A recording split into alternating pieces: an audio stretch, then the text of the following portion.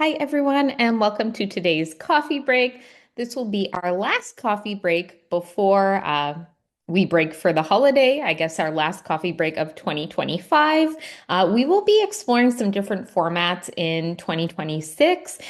So be sure to check our website, our Societies and Territories page on the coffee break for teachers for the most up-to-date details about the time of the sessions and how they will be structured.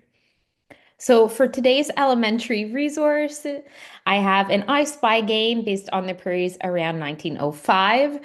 This game is a Google drawing with hidden visual elements within one drawing so that they've been, those elements, we've placed them on top and layered them with a bit of a transparency.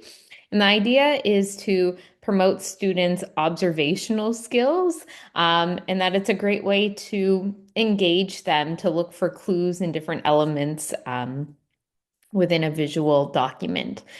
So this activity is for elementary cycle 3. It is on societies and territories and is done with Google Draw, but there's a bunch of different technology platforms that you could use to create similar I Spy games now. For example, Canva is always one of my favorites. It comes to mind right away.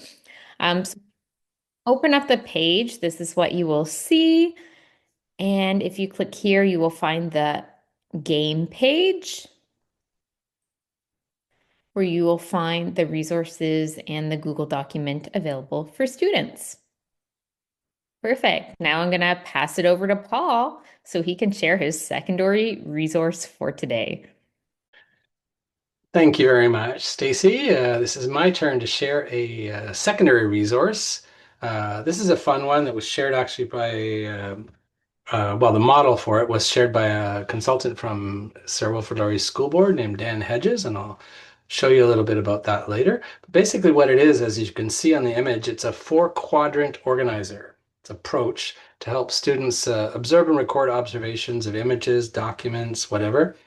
And also videos. There's a separate section in the at the end of the document where there's a version of this for videos. But anyway, you can see that it's dividing the images in four, and this way students can intuitively explore the historical realities. In this case, migrant and factory life in Canada and New England.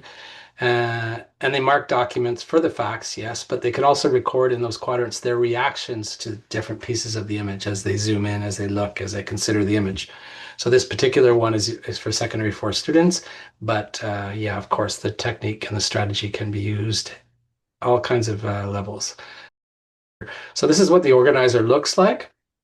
Basically, it's different images, collection of 6 images that the students are asked to observe carefully and record their observations for each in the quadrants available. So you have this type of interface where you see the image more clearly, and then you have the same image but where it's been faded out, so students can use this area to write.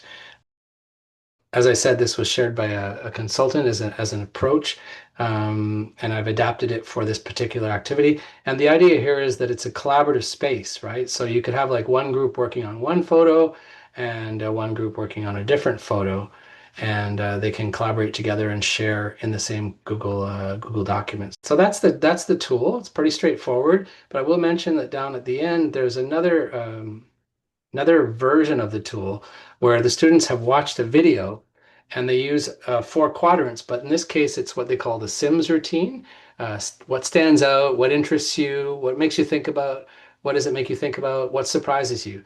So the quadrants are used for just writing spaces about the video, and the students can use this sort of approach in the same context. It's exploration further before they have to do a final task in the end. So this is just exploring the realities of the time. So that's my share, and we're going to stop the recording here. Have a great day.